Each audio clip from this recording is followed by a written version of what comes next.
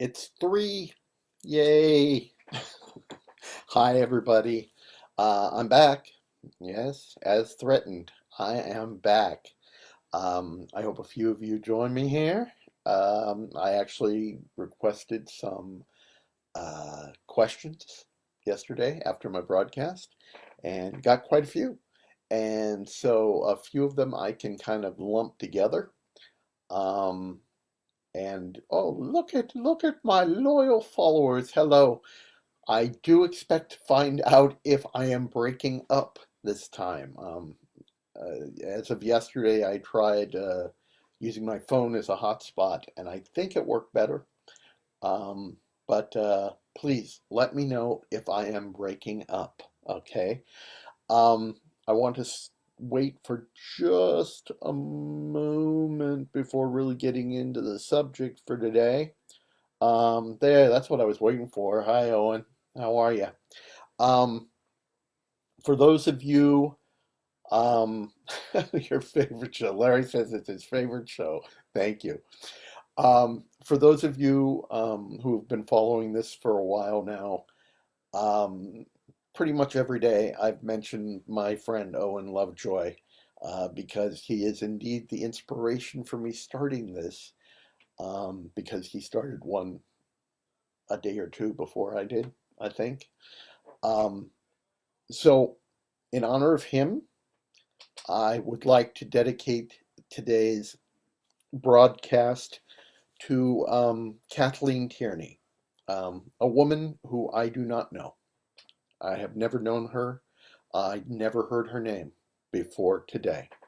But I don't want to belabor it, but Owen gave a really beautiful tribute to her um, today in his broadcast, and I encourage you all to listen to it because she sounds like the kind of person we wish we had more of.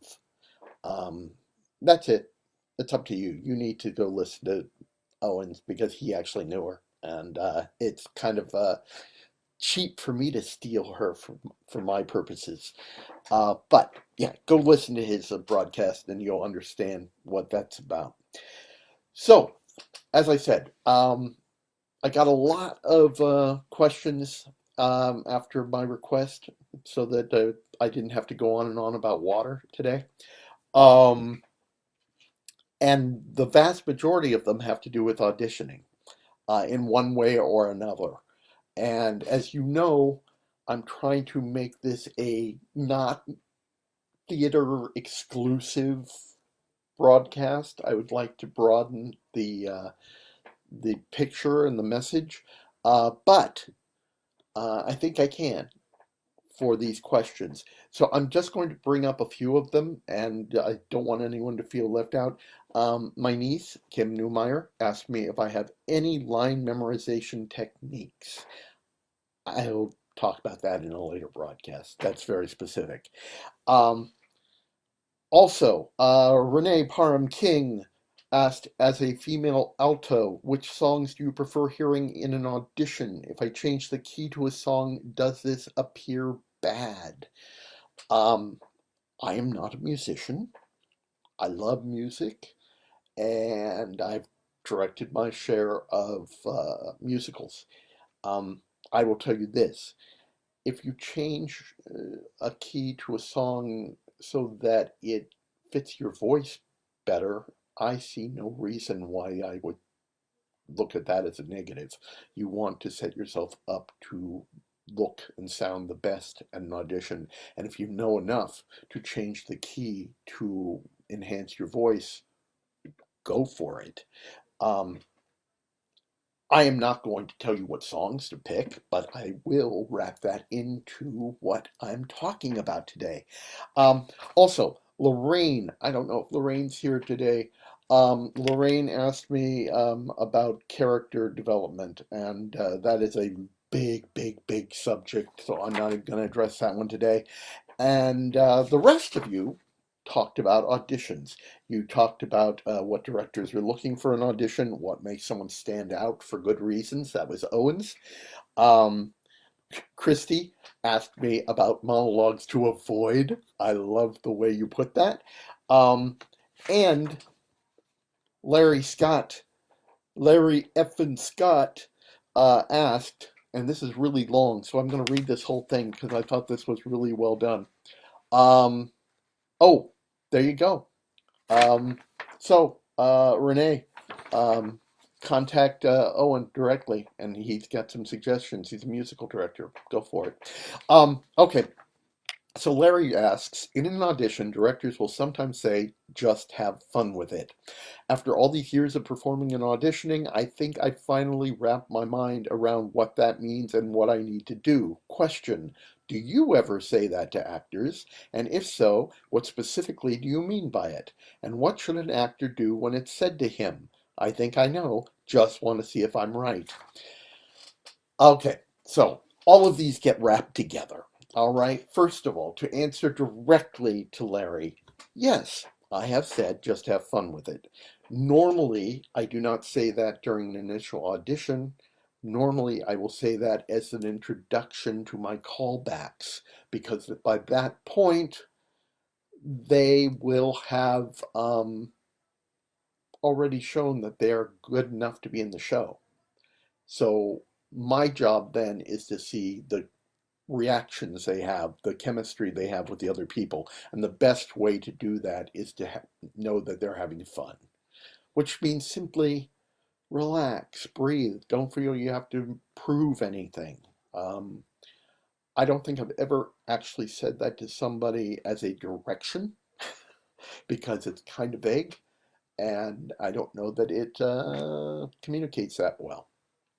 But this is what I will tell you, and it kind of all leads together into this main message. Is there a bad monologue to pick? No, I do not think that there is a bad monologue to pick. I will tell you there are some that are better. You want to pick monologues that are active, that are in the moment. I hate to hear monologues that start with, when I was a boy, I did this and I did this. I don't want to hear a storytelling monologue. I want to hear something where you are in the moment and communicating. Um, but beyond that, there's not a bad monologue. What's the important thing is not the monologue that is important to the director to hear. It's the monologue that means something to you, that you have passion about, that you have a deep understanding and a commitment to. Same as with a song. Have a song that means something to you, not just it's going to show off your pretty voice. Hopefully it'll do that too, but it's got to mean something to you, and that's the same as a monologue, and that's what also happens for a cold reading. We want to hear you become passionate about something, about and making it your own. That's important. Now, up to this point, I've been talking about auditions. This goes for anything. It goes for interviewing for a job, which many of us will be doing one of these days soon. Um, it goes to meeting new people. Once again, going back to that whole first date. If you're going to tell somebody something about yourself, care about what you're saying. Really understand the importance of it. That it makes a monologue and make it your own.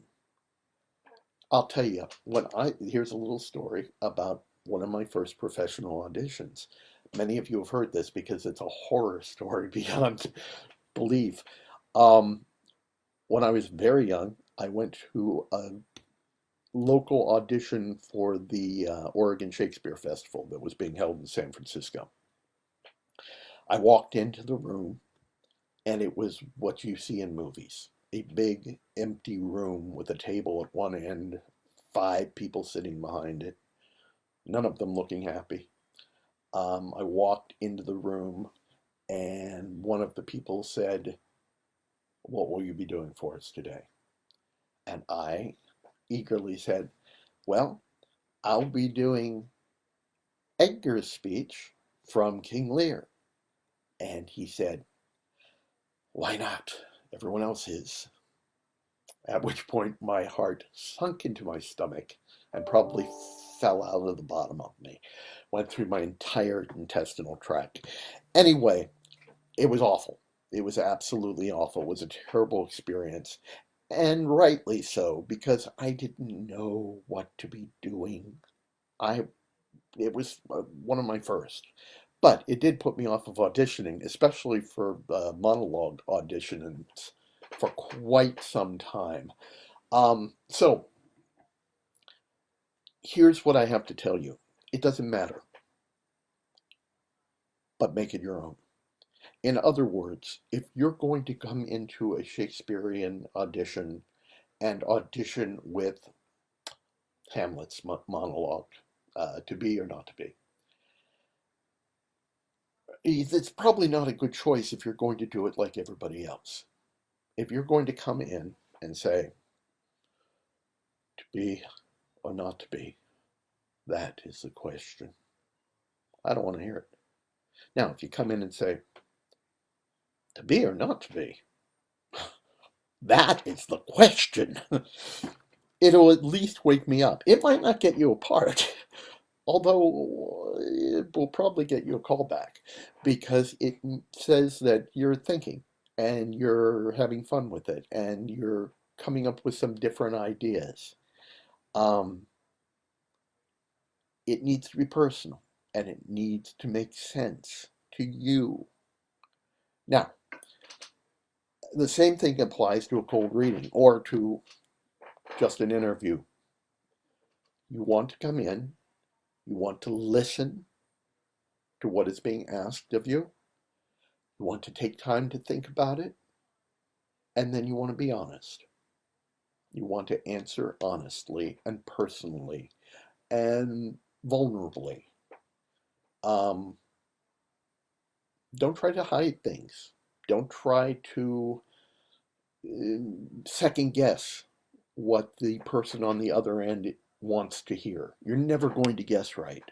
You're never going to guess right. I will guarantee you, because the person who's waiting to hear you probably doesn't know what they're waiting to hear. They're just waiting to hear what's right at the moment. And you have the chance to set that bar. So that's what you do. Be honest. Once again, I keep saying it. I keep saying it. You have no control. You have absolutely no control. So all you can do is go in and be you and be truthful to you and be committed to the work and be passionate about it. It is really, really hard to turn away from passion because if people really care about it, even if what they're not giving you at that very moment is what you're looking for, they will work until they get what you're looking for. And as a director, that's what I want. I don't want to see someone come in with a finished performance at auditions. I don't want to see somebody come into an interview with the knowledge of everything that needs to be done. I want somebody who cares and is passionate enough to work hard and grow. That's what makes an exciting show. That's what makes for an exciting work situation. That's what makes for an exciting friendship. So those are all the same thing. It's always about a relationship. And if you do the relationship with passion and caring and an open mind to learn, knowing that you don't know the answers, you've got a really, really, really good chance for success. All right, look at that, 14 and a half minutes, and I rambled on and on. I do want to see, oh, look at this. I've got a lot of new people. This is so cool. And thank you all for being here today. Keep sending the questions because that's really exciting. I will tackle I will tackle the memorization thing probably one-on-one, Kim, unless there's like more interest in that. But the short and simple answer is whatever works for you. Uh, I've got a lot of different techniques, but they're not going to work for everybody. You need to find what works for you. So, and I think I will drag my lovely wife in at some point so she can help address the musical audition subject matter. But if anyone, thank you, Owen. That's the way to finish it. Toilet paper front or back? I like both sides. Thank you very much. I hope that answered your question. Anyway, thank you, Larry Quino. Thank you so much for the feedback. Glad to hear it. I guess the feed is working better these days because I'm using that hotspot. Anyway, come back tomorrow, 3 o'clock. And if you have any other questions, um, please send them to me, either direct message or just in this little feed, and I will get to them. I swear. And yeah, Renee, glad you agree. Passionate about anything is great to see. I'm passionate about this. I hope I will be continue to be passionate about this, but I will promise you this: if it ever gets to be a chore, that will be the end of it, because no one wants to see somebody work. Who wants to see that? Anyway, um, send their questions in. Thank you. I will see you all. Don't forget, wash. Don't touch the face. I'm getting much better about this. Stay 6 feet away from each other. This is, I'm learning sign language. You like this? And take very good care of yourself and your loved ones. That is both physically and emotionally. Uh, love each other. Okay? Thank you. Thanks for joining me. See you tomorrow.